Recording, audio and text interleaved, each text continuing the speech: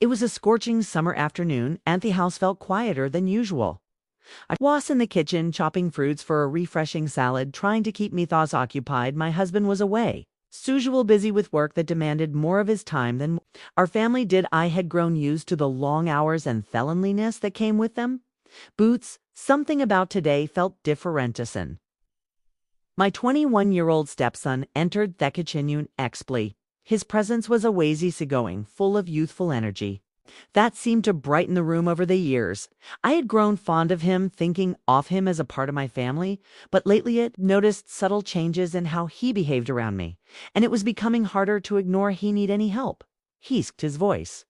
Casual yet slightly stern, he glanced at the fruits I was licking, then at me, his gaze lingering. A split second too long. I smiled, handing him a knife. "Sir, you can start with the cantaloupe," nodded and moved closer, standing beside me as he awkwardly began slicing. His hands were steady at first, but as the moments passed, I noticed a slight tremor in his grip. At one point, our hands brushed. When I reached for a bowl, and he froze for a moment before pulling back quickly, muttering an apology. "It's fine," I said lightly, pretending not to notice the awkwardness but inward lie. I couldn't shake the growing awareness of Feem as we worked.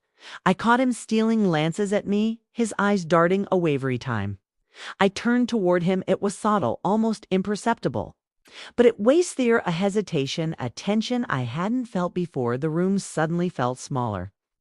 The air thicker. "Looks like we're all set," I said, breaking the silence and sliding the finished salad onto Thekin.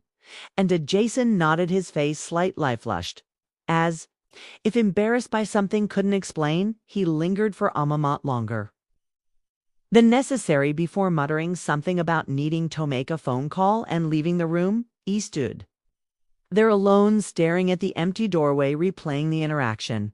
In moment, I told myself it was nothing, just a passing moment. Jason was young, probably shy or nervous about something unrelated, but deep down, I knew better. His glance cessed. Accidental touches, the way his voice had wavered, it all felt deliberate, even if he hadn't intended it. To that evening, I sat on the couch waiting for my husband to return. I couldn't shake the feeling that something had shifted between Jason and me. It was faint, like a shadow moving just out of sight, but it was there, and no matter how hard I tried, he couldn't ignore it. The days that followed felt strange, as if an invisible line had been drawn between Jason and me. Either of us acknowledged it. Hester did, hanging around the house, morphed in, offering to help with tasks he never cared for before. At first he thought nothing of it, but soon it Beckomecklier's presence wasn't random. One afternoon, I was folding laundry in the living room when Jason walked in. Hadn't say much, just sat on the cushion, turned on the TV. I kept working. Booty could feel his eyes on me, stealing glances whenever he thought I wasn't looking. It made me uneasy, though I treated it to let it show. "You've been busy," he said. After a while, his tone casual, Booth's expression more serious than usual. "Just keeping things in order," I replied, not wing his gaze. He didn't respond, and the silence stretched out longer than it should have. Finally, I looked opened. His eyes locked onto mine. There was a meaning in his expression, curiosity maybe, or something deeper. That left moon settled later that week. I decided to spend some time by the pool, hoping to cooler my mind. I wasn't expecting company, but Jason appeared not long after. Claiming he needed a break from his studies, he dropped his towel onto a chair and jumped into the water. With a hesitation, I stayed on my lounge chair, pretending to be engrossed in a book, but when he surfaced from the pool, water dripping from his hair and shoulders, I couldn't help but glance up. He caught me looking, and for a brief moment, either Ophis looked away or not getting in. He asked, his voice light, but his eyes heavy with meaning. "Noi," said, shaking my head. "I'm fine here." Heswam closer to the edge, resting his arms at the side of the pool, his gazing art on me in a way that felt far too intimate. I felt the heat rise within me, not from the sun, but from the tension between us. "You've been quiet lately," he said, his tone softer now. I shrugged, trying to deflect. "Just tired, I guess, Jason." Didn't push further, but the way he looked at me made it clear he wasn't buying my answer. After a while, he climbed out of the pool, grabbing his towel and drying off as he walked past.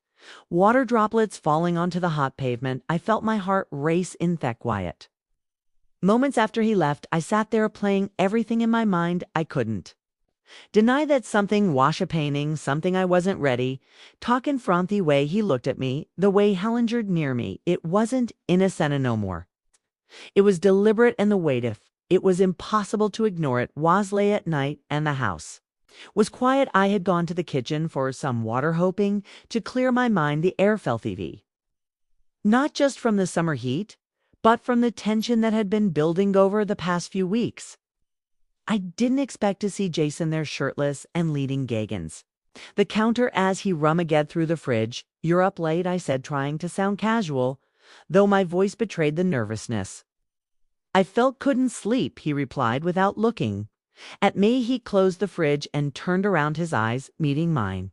Something in his expression made my breath catch, a mixture of vulnerability and boldness I hadn't seen before. For a moment, neither of us spoke. The silence between us was loud, filled with words either of use or D to say.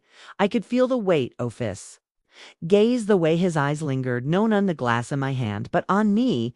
"Evie Bean, meaning to ask you something," hesitated his tone, hesitant. I tilted my head, trying to play it off as nothing. "What's that?" He hesitated, then took a step closer. "Do you ever feel like you didn't belong where you are?"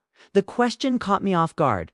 I searched his facade of how to answer. "What do you mean?" He said, his voice soft. "Like you're meant for something else to me, more like you're stuck in a leaf.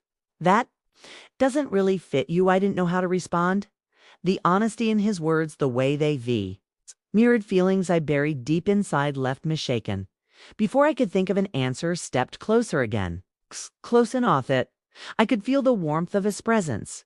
"Jason," I started, but he cut me off. "I know this is wrong," he said, quickly, his voice trembling. "I know I shouldn't feel this way, but I can't stop. I've tried, and I can't." I stared at him, heart pounding so loudly I was Sarah could hear it. "We can't," I whispered, my voice barely audible. He didn't move. "Did it look away? I think about you all's time. I try not to, but I can't help it. You're all I see." His words hung in the air, raw and unfiltered. Wanted to tell him to stop, to leave, to pretend this conversation never happened, but I didn't. I couldn't. When he retched out, brushing his fingers lightly against me arm, it felt like fire. I should have pulled away, should have told him this was impossible. Instead, I stood frozen, letting the moment stretch into something it shouldn't have been. Then Ethapond. His lips touched mine tentatively first, but quickly deepening. The kiss was electric, overwhelming, and entirely wrong. I pulled back abruptly, tears in my eyes. "This can't happen," I said, my voice breaking without waiting for his response. I turned and left the room, leaving him standing there in silence. That next morning was unbearable. The air between us was thick with everything left unsaid. I avoided looking at Jason, facing instead on mundane tasks, hoping to regain some sense of normality. Butev. Our time he entered the room. My pulse quickened, and I felt the weight of his presence. At breakfast, he sat across from me, unusually quiet. My husband chattered about work, oblivious to the tension crackling between Jason and me. Nodded along, pretending to listen, but Mimond was elsewhere, replaying the kiss over and over. After my husband left for work, Jason lingered in the living room. It tried to avoid him, but when I walked past, he called out, "Soft liken, we talk." I froze. I knew I couldn't avoid this conversation forever without a word. I turned and sat down on the edge of the couch, keeping as much distance as possible. "I'm sorry," he began, his voice filled with regret. "I never should have. I didn't mean to make things harder for you." I shook my head, my hands clasped tightly in my lap. "Jason, what happened last night, it can't happen again." Wecross. The line, "I know," he said, quick lining forward. "I know it's wrong, but I can't pretend. I don't feel the way I do. You mean more to me than anyone else." Seaver has his words cut through me like acnif. I wanted to tell him to stop, to leave me alone. But the sincerity in his voice made it impossible. This isn't fair, he said finally. My voice trembling. Not Tom, not to you, and definitely not to your father. He flinched at the mention of his father, but he didn't back down. I can't help how I feel, he said, his voice bare lob of a whisper. I know you feel some effing too. Don't tell me you dunth. Truth hung heavy between us. It couldn't deny it anymore. I had felt something. I couldn't explain or justify, but that didn't make it right. What we feel doesn't matter, I said firmly, though. My voice wavered. We have Veto let go. Jason, we can't do this to him. Looked at me with a mix of pain and determination. I don't want to hurt him, said, but I can't pretend this isn't Trail. You're the only person who's ever made me feel this way. Before I could respond, the sound of a car pulling in a driveway shattered the moment. My husband was home early. Jason and I exchanged a panicked glance, and he quickly stood up, retreating to his room, without another word. As I watched him disappear down the hallway, I felt an ache in my chest that I couldn't explain. Lines had been blurred, the boundaries broken, and nothing would ever be the same again. My heart was torn between guilt, loyalty, and something I dared not name, and for the first time I wasn't sure what I would do next.